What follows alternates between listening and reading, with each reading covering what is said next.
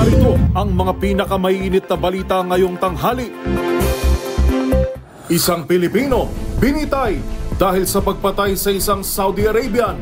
Cavite Governor John Vic Remulla nanumpa na bilang bagong kalihim ng DILG. Bilang ng mga Pilipinong walang trabaho bumaba nitong Agosto 2024.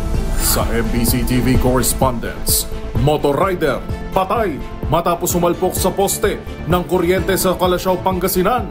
Sa MBC TV Sports, Falcons AP Bren na sweep ang TLPH sa huling laro ng regular season. Blacklist nakabawi. At sa showbiz spotted, Olivia Rodrigo itinuturing na most special show ang Manila Concert. Kinita ng Guts Tour, idodonate sa Gpaigo, Philippines.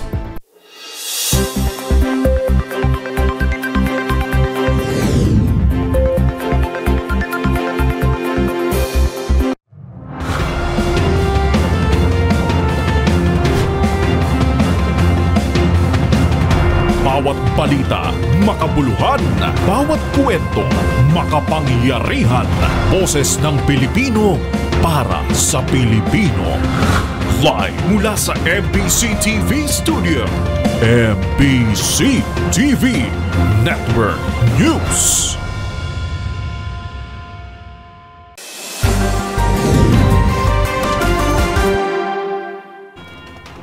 Pilipinas, una sa ating mga balita.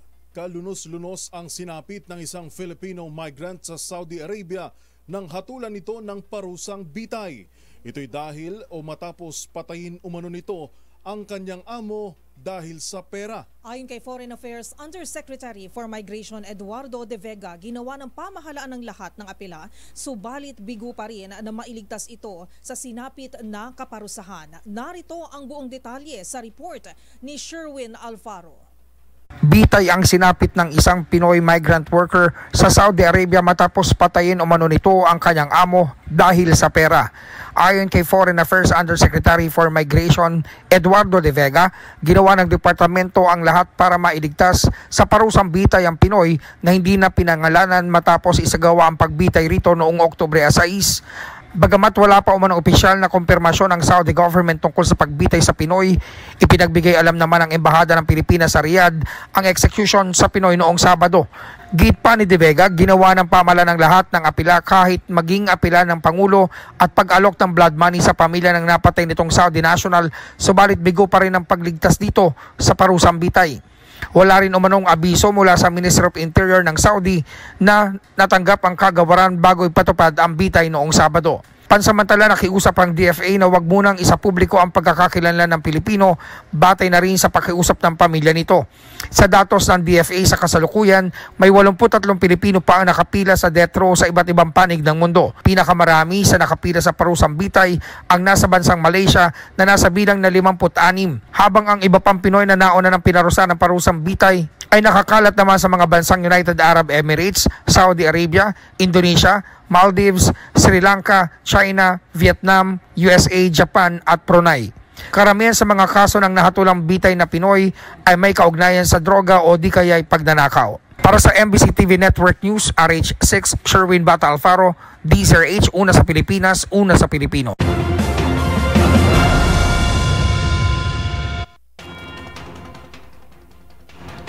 Samantala, mayroon ng good at significant lead sa investigasyon sa kaso ng pagpaslang sa dalawang online seller couple ito sa Mexico, Pampanga. Bagamat tumanggi muna ang Philippine National Police na banggitin ng revelation na ito, sinabi ni PNP spokesperson Brigadier General Jean Fajardo na maaaring may kinalaman sa negosyo o personal ang pinag-ugatan ng krimen. Narito ang ulat ni Edniel Parosa.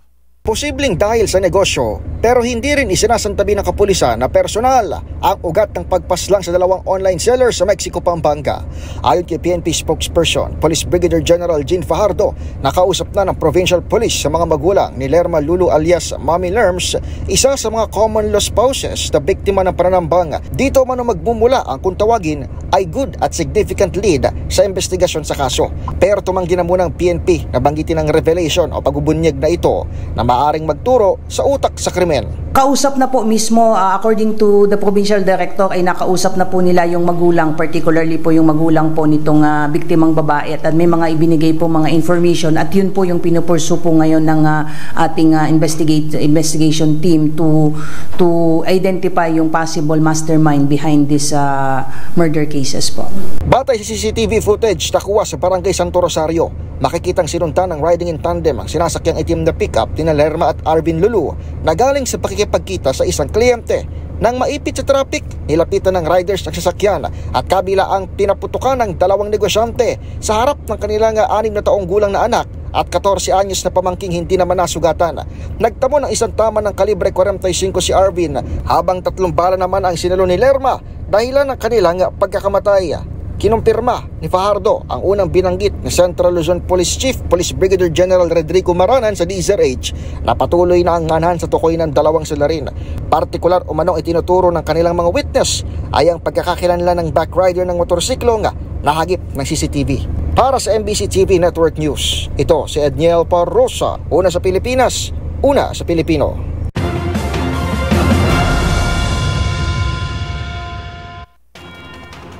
Nanumpa na bilang bagong kalihim ng Department of the Interior and Local Government o DILG si Cavite Governor John Vic Remulla. Ayon kay Remulla, tinanggap niya ang hamon ng Pangulo na pangasiwaan ng DILG para makatulong hindi lamang sa kanilang lalawigan kundi sa buong Pilipinas. Ang buong detalye ihahatid sa atin ni Leth Narciso. May bago ng kalihim ang Department of the Interior and Local Government sa katauhan ni Cavite Governor John Vic Remulla. Nanumpa si Remulla kay Pangulong Ferdinand Marcos Jr. sa Malacanang kanina. Sa inilabas na pahayag, sinabi ni Remulla na tinanggap niya ang hamon ng Pangulo na pangasiwaan ang DILG para makatulong hindi lamang sa kanilang lalawigan kundi sa buong Pilipinas. Ayon kay Remulla, sa simula pa lamang ay adhikain na niya na palakasin ang kakayahan ng lokal na pamahalaan at ng pambansang pulisya para maging pantay ang karapatan ng lahat tungo sa mas magandang kinabukasan. Sabi ni Remulla, matapos ang 29 na taon ng pagsisilbi sa lokal na pamahalaan ng Cavite, iiwan niya itong nasa maayos na kalagayan. Sa katunayan ay kinikilalaan niya ang kanilang lalawigan bilang business-friendly province sa bansa. Nagpasalamat din ito sa mga kababayan sa pagsuporta sa buong panahon ng kanyang pagseserbisyo sa lalawigan. Ang bagong DILG Secretary ay pangatlo na sa mga Remulla na naitalaga sa Administrasyong Marcos, sunod kina Justice Secretary Boying Remulla at PAGCOR Board of Director Gilbert Remulla. Para sa MBC TV Network News, ito si Leth Narciso, una sa Pilipinas, una sa Pilipino.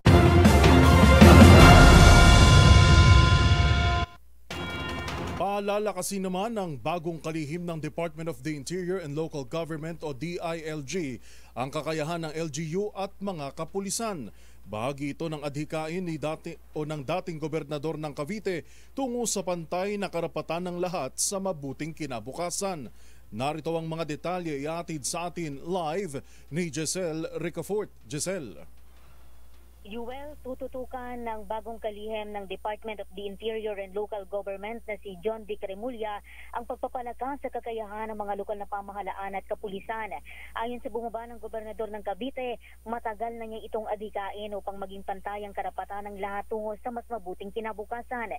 Idiniin ng DILG Secretary na hindi ito makakamit sa puro salita lamang o pang-aaway kundi sa pamamagitan ng consensus building, community empowerment at pagpapalakas ng civic responsibility. Tinanggap umano niya ang hamon ni Pangulong Bongbong Marcos na pamunuan ng DILG para makatulong hindi lamang sa mga Caviteño kundi sa buong sambayan ng Pilipino. Pinalitan si Remulla ni Vice Governor Atina Tolentino bilang kauna-unahang babaeng gobernador ng Cavite na nakapanumpa na sa kanyang bagong posisyon. Nagain naman ang kandidatura sina 7th District Board Member Abeng Remulla, anak ni DOJ Secretary Boying Remulla, at si 2nd District Board Member Ram Revilla, anak naman ni re-election ni Senator Bong Revilla para sa pagkagobernador at vice-gobernador ng lalawigan. Ito si Giselle Ricafort para sa DZRH, una sa Pilipinas, una sa Pilipino. Maraming salamat, Giselle Ricafort.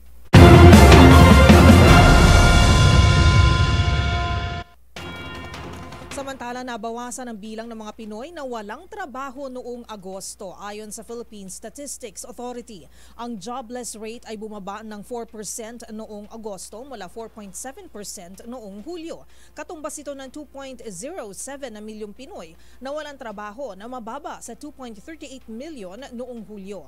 Kahit ang underemployment rate ay sumadsad sa 11.2% noong Agosto mula 4.7% noong July at 11.7% naman noong Agosto ng taong 2023. Ibig sabihin, nasa 5.48 na milyong manggagawa ang itinuturing na underemployed noong Agosto, na mababa kumpara sa 5.78 na milyon noong July at 5.63 na milyon naman noong Agosto ng nakalipas na taon.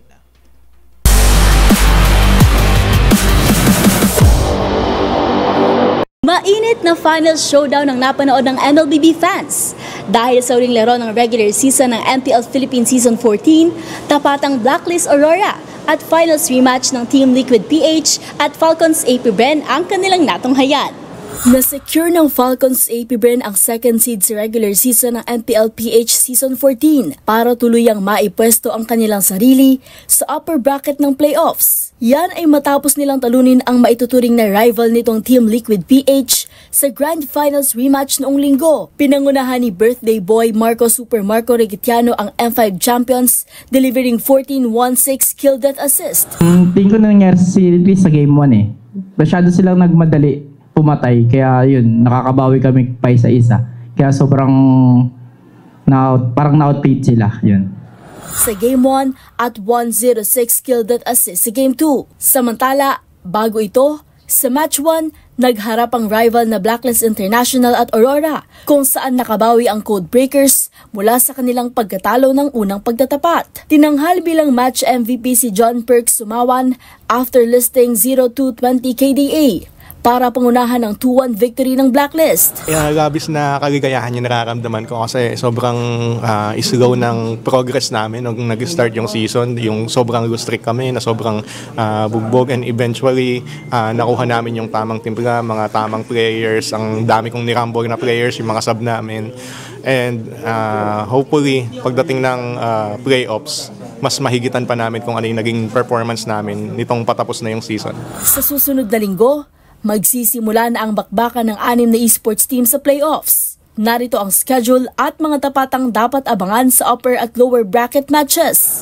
Para sa MBC TV Network News, ito si Mili Borja, una sa Pilipinas, una sa Pilipino.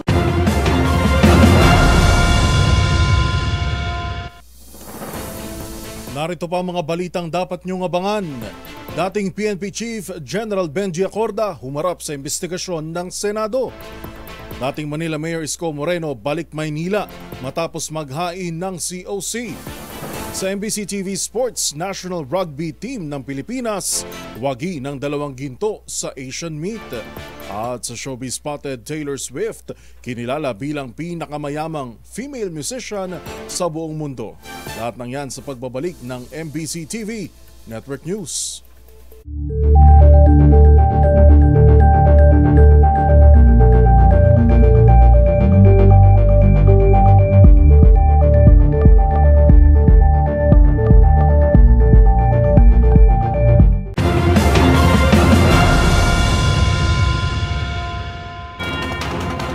Sa pagpapatuloy ng ating balitaan, nagpapatuloy po ngayon ang ginaganap na pagdinig sa Senado patungkol po sa illegal na pogo. Ito po may kaugnayan pa rin kay dating Bamban Tarlac Mayor Alice Guo at pagharap naman ni dating PNP Chief Benji Acorda.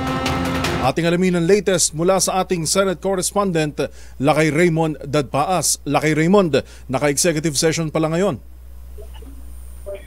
Yes, Yuel, hindi pa nabigyan ng pagkakataon si dating PNP Chief Benjamin Acorda Jr. na magsalita sa Senate investigation hinggil sa mga Philippine offshore gaming operators o POGO. Iti matapos sumailalim sa executive session ang Senate Committee on Women and Children. Bata ito sa kailingan ni Senate Majority Leader Francis Tolentino na ituloy ang executive session kay Go Huaping alias Alice Go na sinimulan noong nakalipas na hearing. Sa pagsisimula ng hearing ay pinakita din ang documentary ng Al Jazeera na nagsabing isang Chinese spy si Go Huaping batay sa naging pahayag ng isang self-confessed Chinese spy na si Xi Jiang na ngayon ay nakakulong sa Thailand. Kasunod ito ng Zoom interview naman kay Wang Pugue na nakasama ni Xi Jiang ng isa at kalahating taon sa selda sa Thailand. Sa kanya umunoy pinagkatiwala ang mga dokumento niya bilang isang espia ng China at doon makikita ang pangalan ni Go Huaping bilang isang Chinese spy. Para sa MBC TV Network News, ito si Raymond Dadpaas ng DZRH, una sa Pilipinas, una sa Pilipino. Live mula sa Senado, lakay Raymond Dadpaas. Isa ng ganap na batas ang Self-Reliant Defense Posture Revitalization Act na layong palakasin ang lokal na produksyon ng mga armas at kagamitan para sa depensa ng bansa.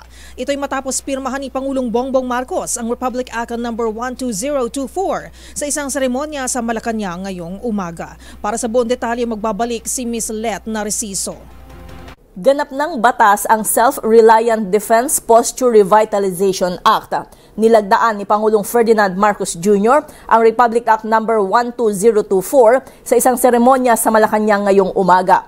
Layo nitong bumuo ng national defense industry at magkaroon ng sapat na defense assets at hardware sa bansa. Sa ilalim ng bagong batas, palalakasin ang lokal na produksyon ng mga armas at kagamitan para sa depensa ng bansa. Sa kanyang talumpati, binigyang diin ni Pangulong Marcos na ang SRDP ay maglalatag ng pundasyon para maging self-reliant ang Pilipinas sa pamagitan ng sariling resources at capabilities. Ilang dekada na anyang nakadepende tayo sa ibang mga bansa para sa pangangailangan ng militar, kaya panahon ng magkaroon ng sariling defense posture sa harap na rin ng komplikadong geopolitical environment. It is a commitment to a long-term growth trajectory for a national defense industry that will support the defense requirements of our country. It's a logical move forward for a country that finds itself at the fulcrum of geopolitical shifts and volatilities. Para sa MBC TV Network News, ito si Let Narciso, una sa Pilipinas, una sa Pilipino.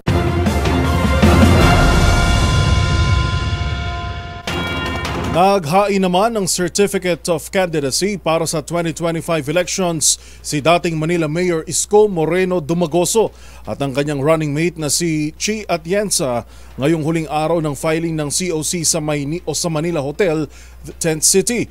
Ayon sa dating alkalde, maraming dahilan kung bakit siya babalik sa pagiging mayor ng Maynila. Ang buong detalye tinutukan ni Boy Gonzales.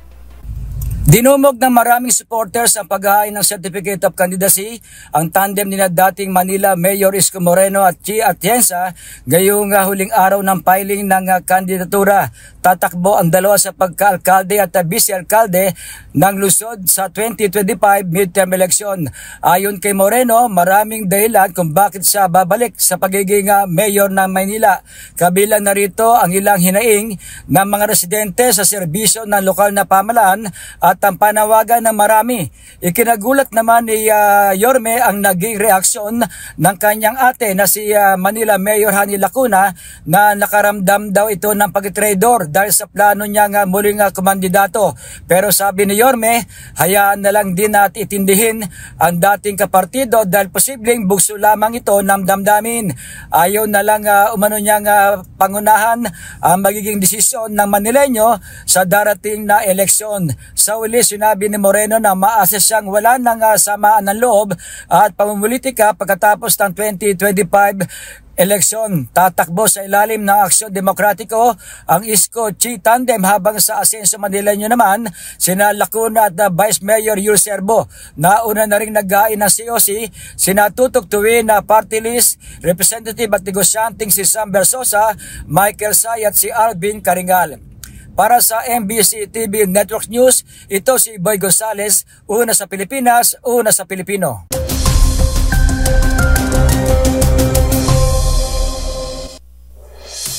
Formal na ngang inanunsyo ng Pag-asa kahapon ang pagtatapos ng habagat season sa bansa. Ayon sa Weather Bureau, kasalukuyan na tayong nasa transition period para sa muling pagbabalik ng northeast monsoon o hanging amihan o panahon ng taglamig hanggang sa mga susunod na linggo. Samantala, binabantayan pa rin natin ngayon ang low pressure area naman na huling namataan sa layong 365 kilometers west-northwest ng Coron, Palawan. Batay sa latest satellite image ng Pag-asa, wala itong dalang kaulapan na magdudulot ng maghapong buhos ng ulan at tinatayang malulusaw rin kaagad hanggang sa susunod na 2 hanggang 3 araw. Habang easterlies naman ang dominanteng weather system na bumubugso sa malaking bahagi ng Luzon na siyang magdadala ng mga pagulan sa Bicol Region at Quezon Province. Makararanas naman ng fair weather condition na may tsansa ng pag-ulan pagdating ng hapon at pagkulog at paggitlat ang nalalabing bahagi ng bansa. Sa labas naman ng Philippine Area of Responsibility, nananatiling mababa ang banta ng binabantayang bagyo sa mga susunod na araw, lalo't hindi pa rin ito nakikitang dadaan o lalapit man sa Pilipinas.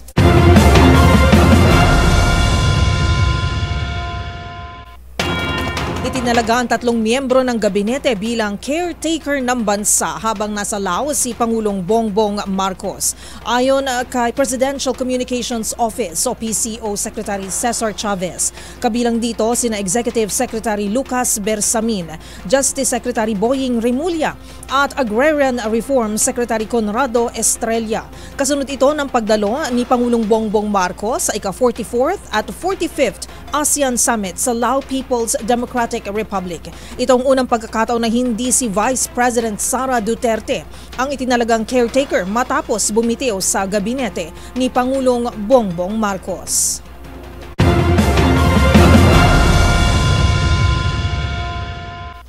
Sa iba pang mga balita, nagpadala na rin ng tulong ang United States Marines para sa mga residenteng sinalanta ng Bagyong Julian sa Batanes. Kasama ang DZRH News, nakapaghatid ng panibagong batch ng tubig, bigas at iba pang ayuda sa lalawigan. Samantala, isinisi naman ng ilang residente sa polisiya ng DNR ang pagkasira ng maraming bahay sa Batanes.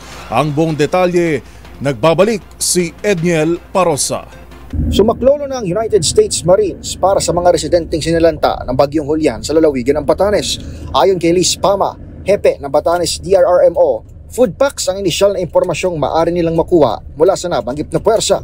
Paliban pa ito sa naihirit na nilang shelter materials mula sa pamahalaan kasunod ng tinamong pinsala noong nakaraang linggo. Kasama ang DZRH News sa lipad ng Philippine Air Force at Office of Civil Defense nang ihatid ng panibagong batch ng tubig, bigas at iba pang ayuda. Bawat flight ng C-130 ay kaya umanong magkarga ng 8,000 kilo ng relief mula sa Villamor Air Base sa lungsod ng Pasay. Itong weekend, dumating sa headquarters ng Philippine Air Force ang 2 KC-130J Hercules aircraft ng US 3 Marine Expeditionary Force para umalalay sa ayudahan. Nanggaling na rin dito si Presidente Bongbong Marcos itong araw ng Biyernes kung saan siya nagbigay ng 25 million pesos na halaga ng tulong sa provincial government. Actually, International Organization for Migration, yung IOM, are partnering with DSUD to provide us shelter materials. I think shelter tarps na ibibigay sa amin para ibigay sa mga totally damaged houses. Samantala, isinisi ng ilang residente sa mahigpit na protected area policy ng DNR ang pagkasira ng maraming bahay sa Batanes. Ayon kay Dan S. Dicul ng Batanes DRRMO, hindi magamit ng mga taga-probinsya ang sarili nilang punong kahoy at graba dahil pinagbabawalan sila ng pamahalaan. Talabas ito sa pagkakakilanlan ng lalawigan sa pagkakaroon ng matitibay na traditional Ivatan houses na yari sa limestones at kayang uminda ng tama ng bagyo. Ito lamang pananalasa ng Bagyong Julian, halos 100 bahay ang nasira sa bahagi pa lamang ng Basco. Kabilang na dyan ang tahanan ni Joel Mirabueno na inireklamo ang parehong patakaran ng DNR. Karanasan ko po sa tagal ko na nakaranas ng bagyo dito sa Batanes, ito yung pinakamalakas. As in talagang madaling araw pa lang binabayo na kami ng hangin. Para sa MBC TV Network News, ito si Edniel Parosa ng DZRH. Una sa Pilipinas, una sa Pilipino.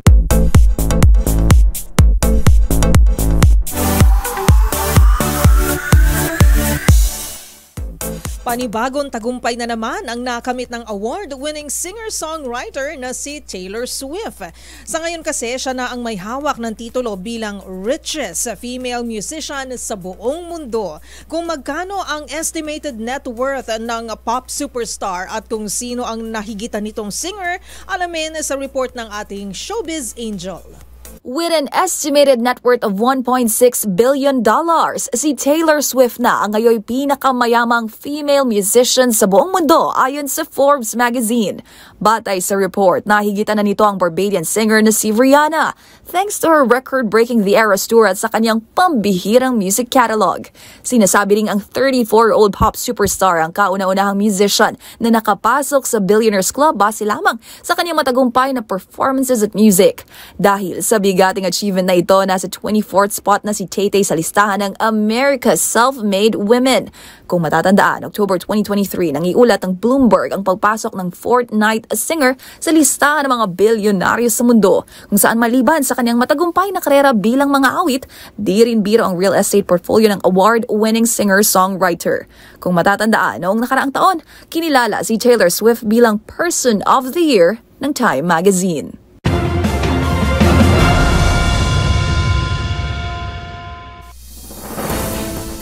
Narito pa ang mga balitang dapat ninyong abangan. Anti-dynasty bill panahon ng maisabatas ayon sa isang kongresista. Pangulong Bongbong Marcos at First Lady sinamahan ng anak na si Sandro Marcos sa paghahain ng Certificate of Candidacy sa pagkakongresista sa Ilocos Norte. Para sa hoy, bawal yan. Parusa sa mga sangkot sa hazing, alamin. Sa MBC TV Sports, National Rugby Team ng Pilipinas uwagi ng 2 ginto sa Asian Meet. At sa Showbiz Spotted, Olivia Rodrigo itinuturing na most special show ang Manila Concert. Kinita ng Guts Tour idodonate sa J.H. Piego PH. Lahat ng yan sa pagbabalik ng MBC TV Network News.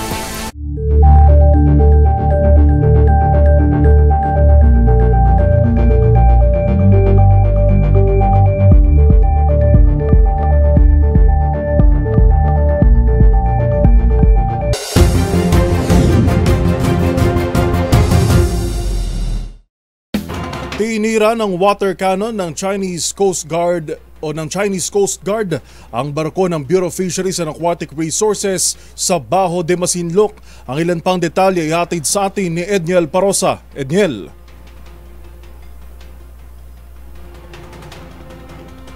Incident sa West Philippine Sea. Ayon kay Rear Admiral Roy Vincent Trinidad, nagkapagsalita ng hukbong dagat sa WPS, nangyari ito sa Bajo de Masinloc kanina lamang umaga. Dinaumbaong mo ng tubig ng China Coast Guard ang isang sasakyang pangisda na pag-aari ng Bureau of Fisheries and Aquatic Resources. Sabi ng opisyal, before na itong bahalang magbigay ng karagdagang impormasyon kaugnay ng insidenteng hindi pa inilalabasan ng kumpirmasyon ng National Security Council, maging ng National Task Force for the West Philippine Sea at National Maritime Council. Kabilang sa mga alamin ngayon, Yuel, ay yung kalagayan ng mga mangingisdang sakay at mga opisyalis sa sakay itong BTR vessel nagsasagawa lamang ng routinary activity dito sa Bajo de Masinloc, exclusive economic zone ng ating bansa. Ito si Edniel Parosa, nag-uulat para sa DZRH. Una sa Pilipinas, una sa Pilipino. Maraming salamat, Edniel Parosa.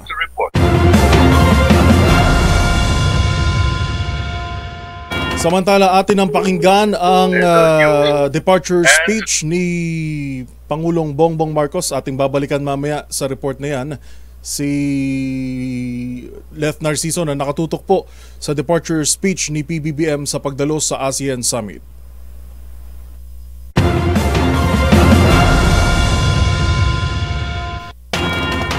Sa pagpapatuloy pa rin ng ating balitaan, hinamo naman ng Kabataan Party List ang mga kapwa mambabatas na isama sa legislative priorities ang Anti-Dynasty Bill.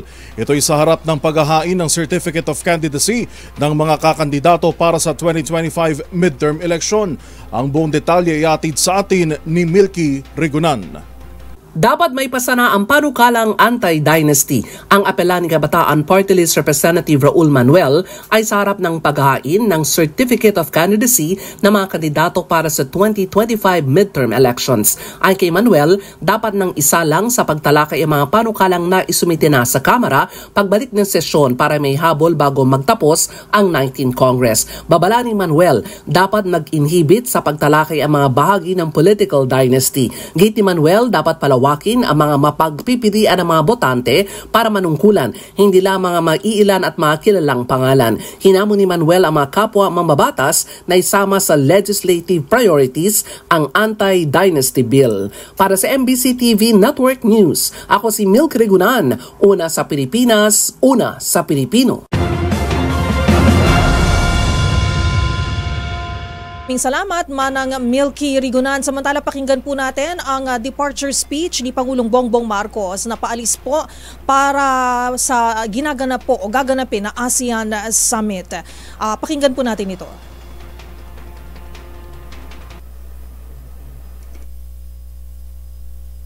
The Philippines will always stand for the principles of international law and the safety of Filipinos in the Philippines and overseas. Maraming salamat at magandang hapon sa inyong lahat. Magandang hapon sa inyo.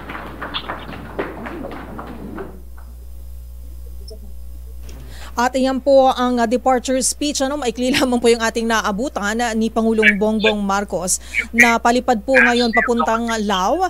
At we are checking if nasa linya na rin ang ating Malacanang reporter na si Miss Let Narciso. Pero ito pala, Miss Kay, ay 44th at 45th ASEAN Summit na rin nagaganapin dyan sa Lao. Yes, so at syempre as per usual ang mga pinag-uusapan ng ating mga participants ayan sa ASEAN Summit, kasama na syempre ang ating mga kapit bansa from Southeast Asia, yung mga malalaking issues na bumabalot po sa ating rehiyon, may it be political, economic, at syempre yung napaka-sensitive pero napaka-importante pa rin na dapat mapag-usapan ay yung ating pagsulong sa international law, pagrespeto sa international law, at syempre alam naman natin yung issue ng agawan ng teritoryo sa South China Sea. Yes. So ayan, nasa linya na natin si Miss Let Narciso. Miss Let, go ahead. Go ahead, Miss Let. Miss Let Narciso. Miss Let, go ahead.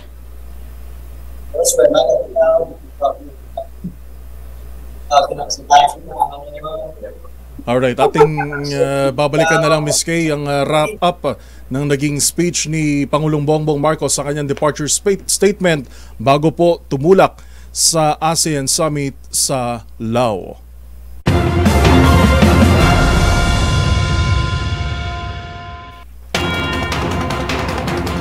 Samantala, tumulak naman pa Ilocos si Pangulong Bongbong Marcos matapos ang kanyang mga aktibidad kasama ang South Korean President. Ito ay para samahan ang kanyang anak na si Sandro Marcos sa paghahain nito ng kandidatura bilang kongresista sa lalawigan. Sa kanyang post sa social media, sinabi ng Pangulo na proud siya sa anak at nananatili siyang nakasuporta rito, hindi bilang Pangulo kundi bilang isang ama. Narito ang report ni Rose Babiera. Sinamahan ni Pangulong Bongbong Marcos at First Lady Liza Marcos ang panganay nilang anak na si Sandro Marcos sa paghahain nito ng kanyang Certificate of Candidacy sa muli nitong pagtakbo bilang kongresista sa unang distrito ng Ilocos Norte. Dumiretso agad sa COMELEC office ang presidente bandang 4:00 nang makarating ito sa lalawigan mula pa sa mga aktibidad kasama ang South Korean President noong umaga. Sa isang social media post, sinabi ni PBBM na umuwi siya sa probinsya hindi bilang presidente, kundi bilang ama na nakatayo sa likod ng kanyang anak at nakasuporta sa muli nitong pagtakbo. Hindi niya raw maipaliwanag gamit ang mga salita kung gaano niya ipinagmamalaki ang anak na buong puso at handang pagsilbihan ang taong bayan na nagpalaki sa kanya. Si Sandro Marcos ang kasalukuyang 1st District Representative ng Ilocos Norte at tumatayo bilang Senior Deputy Majority Leader ng House of Representatives. Balik Metro Manila naman agad ang Pangulo at unang ginang matapos samahan ang kanilang anak para sa kanilang pagdalo sa 44th at 45th ASEAN Summit and Related Summit. Para sa MBC TV Network News, ito si Rose Babiera. Una sa Pilipinas, una sa Pilipino.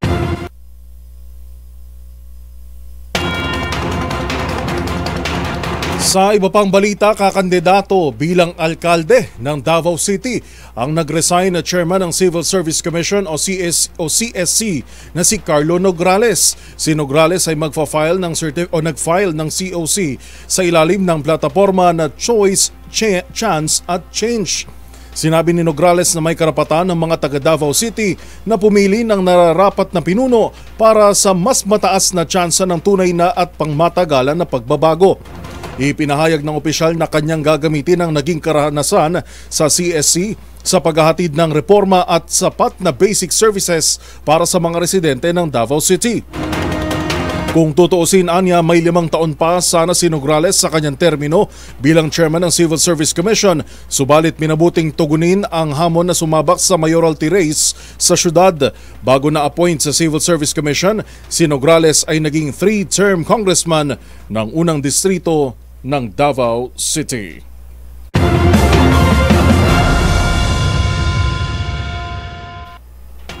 Layong tugunan naman ng Trabaho Party List ang most urgent national concerns tulad ng trabaho at inflation. Ayon sa partido, hindi lamang wage increase ang dapat tutukan, kundi pati na rin ang non-wage benefits na magpapabuti sa pamumuhay ng bawat manggagawa. Ang buong detalye nagbabalik si Edniel Parosa. Masusing tututukan ng Trabaho Party List ang mga solusyon sa tinatawag na most urgent national concerns ng taong bayan, gaya na lamang ng pagkontrol ng inflation at pagdagdag ng trabaho. Lumitaw sa 2 survey na isa sa top choices ng taong bayan ng Trabaho Party List kung saan itinuring din ng mga respondent ang mga issue ng trabaho at inflation bilang pangunahing isyong dapat tugunan. Ayon kay Attorney Michelle David Espiritu, tagapagsalita ng Trabaho Party List, ang kanilang layunin ay isulong ang mga solusyong magpapatatag sa ekonomiya, magpaparami ng mga investor at magbibigay ng angkop na training para sa mga skilled worker. Naniniwala ang Trabaho Party List na mahalaga ang pagkakaroon ng representasyon nito sa Kongreso upang maisabatas sa mga mahalagang benepisyo para sa mga manggagawang Pilipino. Hindi umano sapat na umasa lamang sa wage increase upang tugunan ang pang-araw-araw na pangangailangan ng manggagawa, kundi dapat ding isama ang mga non-wage benefits na magpapabuti sa pamumuhay ng bawat isa. Batay sa isang survey na isinagawa mula June 23 hanggang July 1, kabilang ang Trabaho Party List sa mahigit 20 party list groups na napupusuan ng mga botante para sa darating na halalan. Nakamit nila ang ika-21 pwesto sa survey na may humigit kumulang 1 milyong Pilipinong sumusuporta sa kanilang plataforma. Para sa MBC TV and Network News, ito si Edniel Parosa. Una sa Pilipinas, una sa Pilipino.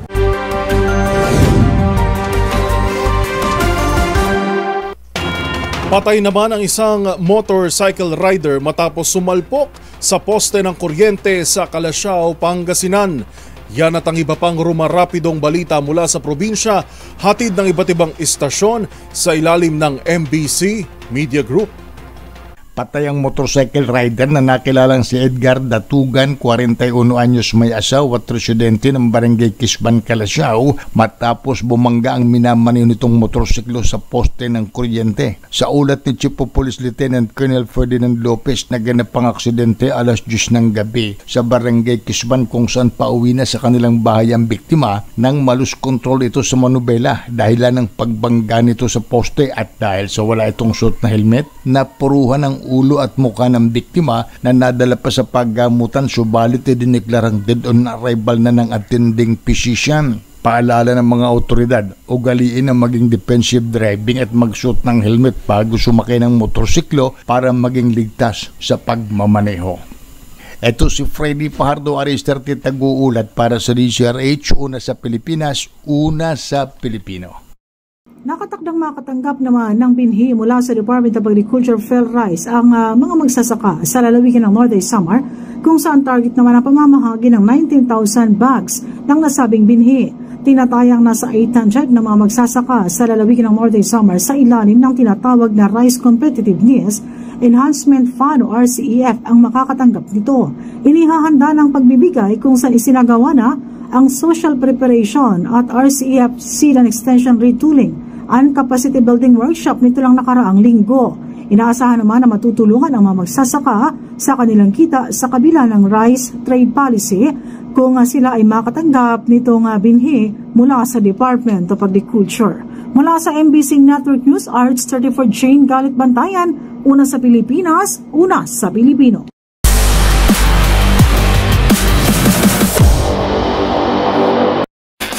Dalawang ginto ang naiuwi ng Philippine Volcanoes matapos dominahin ang parehong women's at men's event sa Asian Meet na ginanap sa Nepal. Ang mga detalye iatid sa atin ni Matchpoint Mili Borja. Gumawa ng kasaysayan ang national rugby team ng Pilipinas na Philippine Volcanoes sa ginanap na Asia Rugby Emirates Sevens Trophy sa Nepal matapos maiuwi ang parehong ginto sa men's and women's event. Tinalo ng men's team ang Chinese Taipei sa finals with 27-14 score habang dinumina rin ang women's sa naging laban kontra India with 7-5 points. Pinangunahan ng mga coach na sina Samantha Scott ang women at Daryl Suasua naman para sa men. Ayon sa Philippine Rugby Football Union, parehong nagpakita ng powerful performance at remarkable teamwork ang Philippine team para dominahin ang naturang tournament. Para kay Philippine Rugby President Adam Mildy, ang pagsungkit ng dalawang ginto ay sumasalamin sa pagsisikap hindi lang ng mga atleta, kundi maging ng mga coach at staff nito. At yun ang mga latest updates sa mundo ng sports. Para sa MBC TV Network News, ito si Mili Borja, una sa Pilipinas, una sa Pilipino.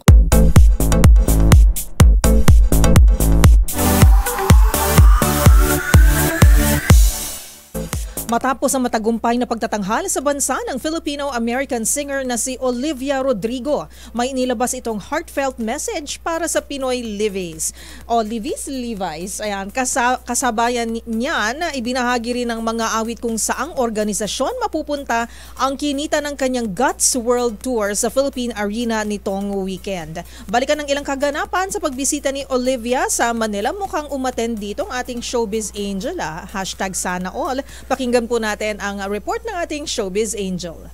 Most special show at most meaningful trip. Ganyan inilarawan ng film singer-songwriter na si Olivia Rodrigo ang kanyang katatapos lang na concert sa Pinas. Ito ang kauna-unahang pagbisita sa bansa ng driver's license hitmaker na labis ang pasalamat sa pagmamahal at mainit na pagtanggap ng Pinoy fans. Kasabay niyan, ibinahagi rin ang mga awit sa kanyang latest Instagram post na mapupunta ang net ticket sales ng kanyang Guts World Tour in Manila sa Jipaigo, isang non-profit organization na tumutulong sa mga kababaihang nakikipaglaban sa cervical cancer, malaria, HIV at mga nagkakaroon ng komplikasyon mula sa panganganak na personal ding binisita ni Olivia noong pumasyal ito sa Maynila. And speaking of Manila, shinare nito ang kanyang picture noong bumisita sa Intramuros at makikita ang di rin nito pinalagpas na mag-boodle fight. Ilan nga sa mga highlight ng Manila concert ni Olivia ay nang suotin nito ang sash na may nakasulat na Miss So Filipina at ang kanyang Pinoy Pride tank top. Tinapos ni Olivia ang kanyang post sa mensaheng Mahal Kita. Para sa MBC TV Network News, ito pa ang Showbiz Angel, Angelica Cosme. Una sa Pilipinas, una sa Pilipino.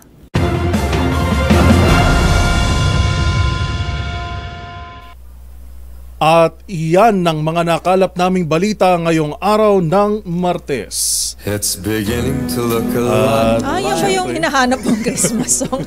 Kahapon pa. Na tayo ma-play kahapon. Okay. So ito na yun. Okay. Sige, mag-countdown na nga tayo. At bago nga tayo magtapos, meron na lamang po tayong 78 78 days before papalapit at lumalamig ng lumalamig. Dapat lang. Ito po si Yuel Reyes. Naku, advance Merry Christmas partner. At ako naman po si Karen Oyong. Magkita-kita tayong muli bukas, araw ng Miyerkules, para sa mga balitang makabuluhan, mga kwentong makapangyarihan. Hatid ang boses ng Pilipino para sa Pilipino. Ito ang MBC TV Network News. Una sa Pilipinas, una sa Pilipino.